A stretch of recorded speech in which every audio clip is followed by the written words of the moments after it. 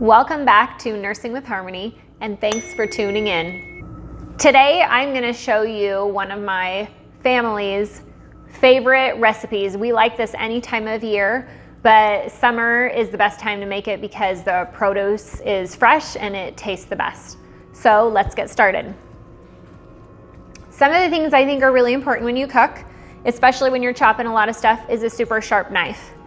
It doesn't have to be a Cutco knife or something crazy expensive. The most important thing is that you have a way to sharpen it. And if you are bruising your vegetables or they're really hard to chop, your knife is not sharp. And the one I really like is called V-Sharp, and it works really good. All I do before I start is I run my knife through here just a few times, and this will make my knife be as sharp as I need it to be. And then we're done with that. And with this salsa recipe, it's one of those recipes you don't have to have exact quantities. You just have to have all the ingredients, and then you make it to your family's taste buds. If you like it really on the lime side or really hot, you're gonna put more jalapeno or lime. If you like it a little extra salty, put a little more salt in it. And that's kind of, I just dump everything in and then I just go for it. So the first thing I'm gonna start with mine though, is I'm gonna start with these. These are called tomatillos. And this is actually something that not very many people put in their salsa. This gives it just a little bit different flavor. I have people ask me all the time what's in my salsa, and most of the time they don't know what a tomatillo is. So these come in the produce section, and they usually have a little green, it's called a husk on the outside of it. It's like a little green leaf that covers it so you can't actually see the tomato. And that's what's inside. And so I already peeled those off, and then I wash them. And then I just give them kind of just a rough chop before I put them in my food processor. And you're more than welcome to chop this all up by hand. My people just really don't like chunks in theirs, and it would take me days to cut all this stuff up. So I use a food processor. These are some orange tomatoes. Fresh tomatoes are amazing. If you have never used fresh tomatoes, I would definitely encourage you, if you don't garden, to try and find someone or somewhere around you that you can buy them, because they are so good. And right now they're actually, it's summertime, and so now is the perfect time to experiment with fresh tomatoes. And what I do with my extra stuff from all my veggies is I throw it in a bucket over here. We actually have chickens that we feed, and so I throw all this stuff out to my chickens. But if you compost or have a garden or live somewhere, you can save all this stuff for your composter. And same, I just kind of rough chop these peppers. And I'm gonna put one more pepper in here before I start this. And this is actually how I slice a pepper. So if my pepper is whole, I will cut off the top just like that, because you don't want the white part and you don't want the seeds in a bell pepper because they're bitter. Unlike a jalapeno, they actually are spicy. So I find that vein inside and I just kind of chop down the side of it. And then I chop off the bottom, and then I throw the insides. And then I'll just sweep my extra seeds off here into my sink. A few seeds, a little bit of the white stuff inside isn't gonna hurt your salsa, you won't notice. And then for the top, there's still quite a bit of pepper. I don't throw that all away. So I'll just kind of chop around the top. And you can cut vegetables. There's no right or wrong way to cut up vegetables. These are just tips and tricks that I have learned over the years that work for me. I find them quick and easy, and I really like them. So once I have all my stuff in here, I'm gonna put the lid on, and I'm actually just gonna push pulse. And I just push it up and down until it reaches the consistency that I want. And usually about halfway through, I'll take my spatula inside and kind of knock down the edges, because sometimes there's a few pieces that don't get chopped up. And I'm trying to please kids and adults when I make stuff like this. Okay, and that looks pretty good. And I usually make, when I make a batch, I make about a gallon because we eat so much. But this is one of those recipes that you can scale it down and make 1 serving or 2 servings or 3 or 4. It will stay pretty good in your fridge for a few days, even though it is fresh. This is also one of those things I like to send with my kids if they have to bring a snack for like soccer practice or after school. I'll send a big batch of salsa with them and let them share it with all the kids that they're with. Because even though most kids will not just sit down and eat a pepper or eat a tomato, when you give them a chip and they get to dip it in a salsa, it's amazing. It's amazing what they will eat. And so this is one of the ways that I get my kids to eat all these veggies that they normally wouldn't eat. So same, we're gonna cut off the top of that pepper.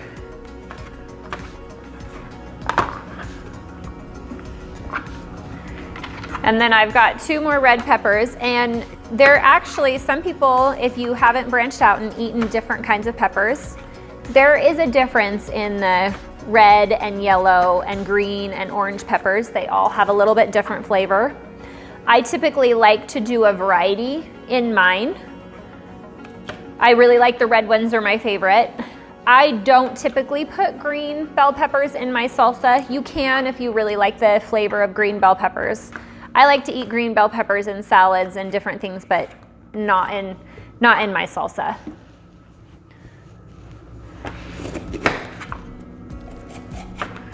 Cut this other pepper up. The other thing, when I get my produce home from the store or from the farmer's market, wherever I get it, I always wash my produce off in cold water with, I have a very mild soap that I use that I actually just soak them in the sink just to make sure they don't have any pesticides or from people touching them, or you don't know where they've been at the store. If they're in my own garden though, I will just rinse them off just to get any dirt off of them. Other than that, I really don't wash my own produce from my own garden because I don't put a lot of chemicals on them. We're gonna put this lid back on and pulse this one again.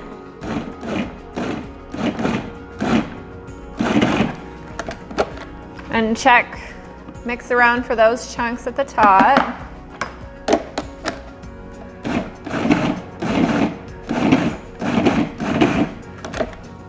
And I don't want it to be soupy. I want it, and you can see the texture in there. There's little chunks, but it's not big chunks in there.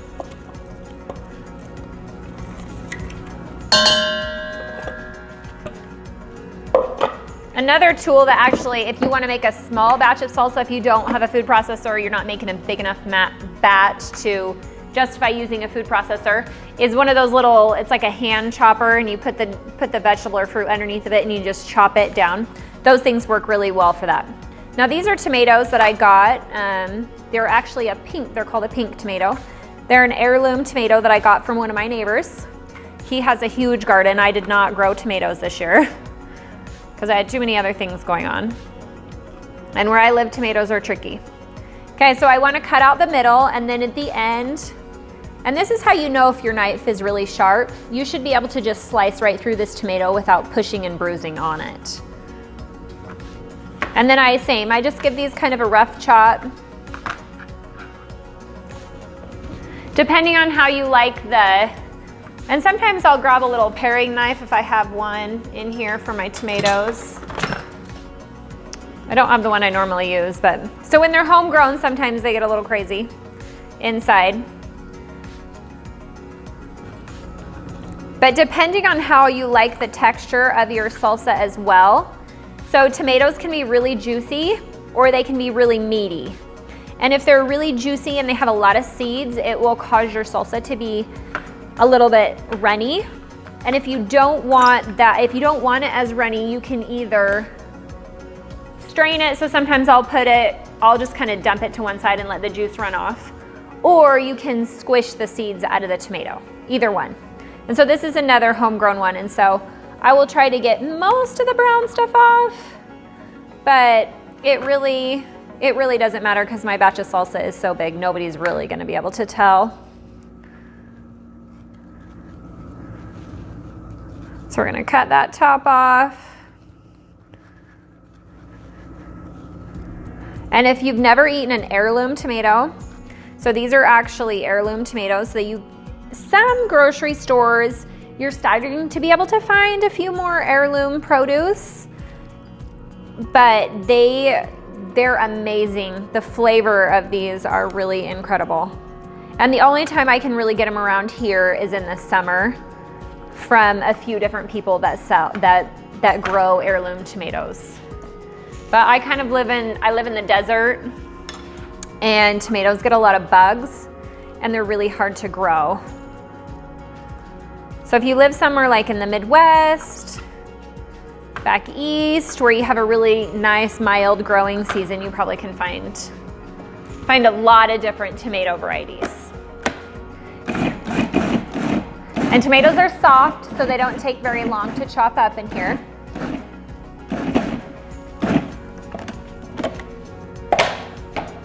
And I might have to take back out a few big pieces, and then I'll just throw them back in with the next batch.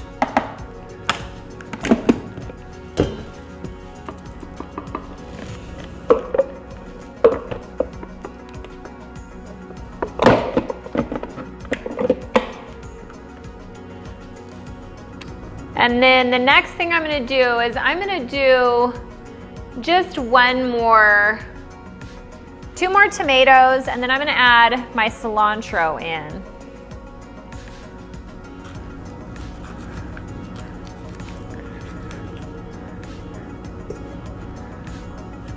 Now cooking, this is a great time to involve your kids. If you have kids or a spouse, it can be such a fun project to do together. And it also, a lot of times when they cook, they're more likely to try things that they wouldn't normally because they're excited about the finished product. So if you've got a picky eater, even if it's your spouse or a friend, invite them to come over and make some salsa and then eat it afterwards, or share it with your neighbors. Everybody loves a treat that their neighbors bring over to them that you didn't have to cook, especially something that's so yummy and so healthy.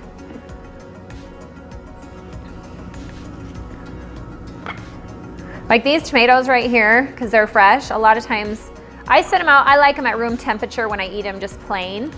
I don't love them cold, but I will slice them up and just put salt on them and eat them. They're so good. Okay, now this is my cilantro I got. It's a little bit sad looking. I got it yesterday. So what I do when I get this home, I'll rinse it off with cold water, but then I will take a rough chop to the bottom stems to give them a new fresh end. And if I'm not gonna use it right away, I'll stick it in some water and they will last a lot longer. And I kind of just look through this and see if there's any pieces that have really wilted. And I'll take this tag off.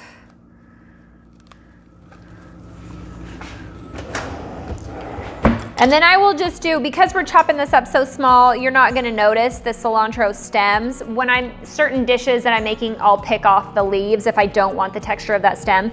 But there's so much going on in the salsa, you're not gonna notice. So I just rough chop off those stems. And if I see any other little pieces that I don't like the looks of them, I will just take them out and put them in my compost bucket.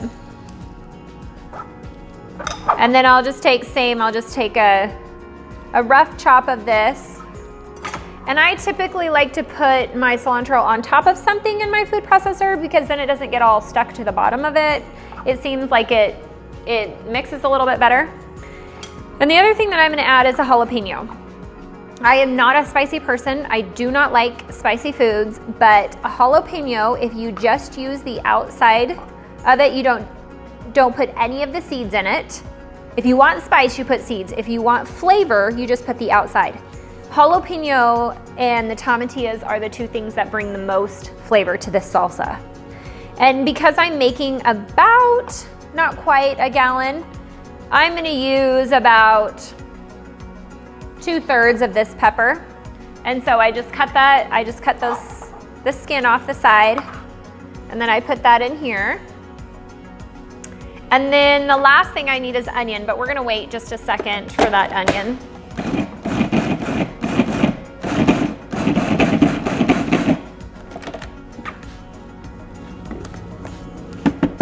And there's some stems in here that didn't get chopped up, so we'll just pick those out.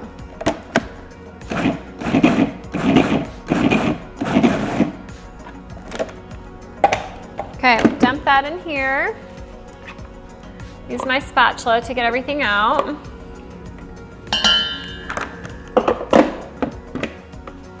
Okay, the last thing to chop up is an onion. Now, with the onions, with this recipe, you can use any color of onion. Purple, yellow, sweet, white, it really doesn't matter. It's kind of a personal preference. I just use whatever I've got at my house or whatever's on sale, I'll grab one. But an onion, the one thing that you need to know about onions are they can ruin a whole batch of salsa. And I have done this before. So I add less is more with the onion. So I add just a little bit and then I try it. And if I think it needs more, then I can put more. But if you've got a really strong onion that you throw like half an onion in your salsa, you can't take it out. And so then you ruined your whole batch. And that's really frustrating. And you can't, once you've got the onion flavor in there too, I've tried to like add more tomatoes and add more peppers and it just doesn't work. So with this batch, and because this onion isn't real strong smelling, I will probably add about, not quite a half a cup of onion. And so I'll just kind of chop it in half and then we'll really mince it good in here. Maybe, actually, I changed my mind. We'll add just a little bit more.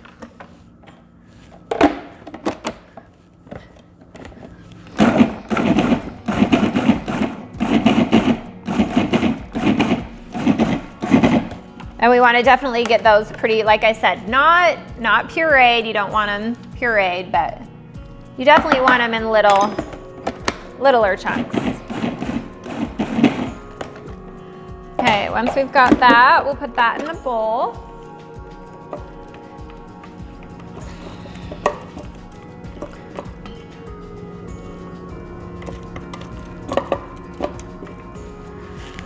Okay, so we've got all of our main ingredients.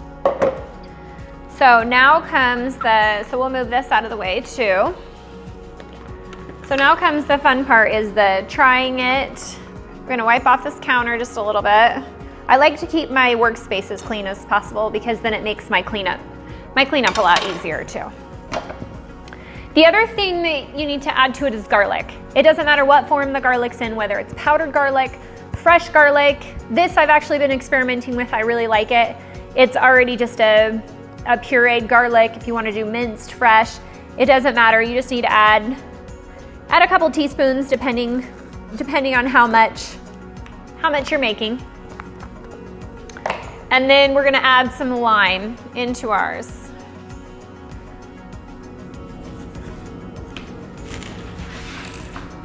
I'm actually gonna cut up this lime too. I'll probably, because I use between a fourth to a whole lime, and I actually have a lime press that I use. I really like this tool. It's not necessary, you can totally do it with your hands, but I really like it. And we're gonna squeeze the whole juice of that lime in there. And lime, same thing. You wanna be cautious about your lime because it's a very overpowering flavor. And you don't wanna ruin all this stuff that you just worked so hard for. So I'm adding about 3/4 of a lime right now. And then I'll mix it around and I'll try it before I add any more to it.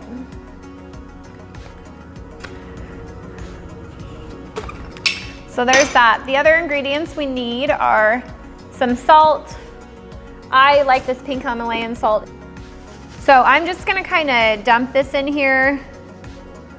I just kind of put a little bit on the top, a little bit of pepper, and then I mix it. We want to mix it pretty good. And then I'm gonna grab some chips out and I'm gonna try it. Salsa too, after you kind of get it where you want it.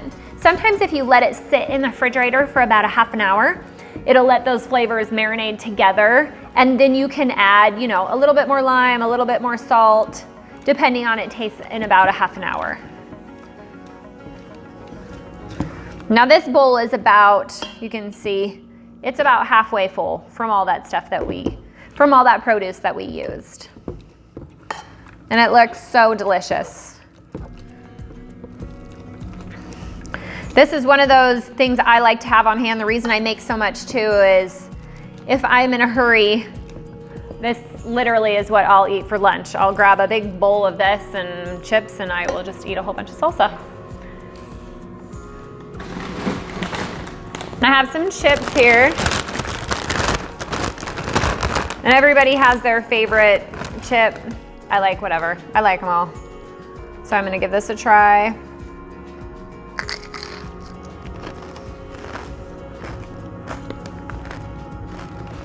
That's actually really good. I don't think I'm gonna add anything to it. So if you have any questions or comments, please let me know.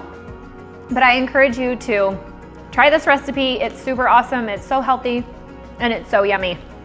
I encourage you, if you don't have any tomatoes or fresh produce that's yours, to go out and ask a neighbor, find a friend, find a farmer's market.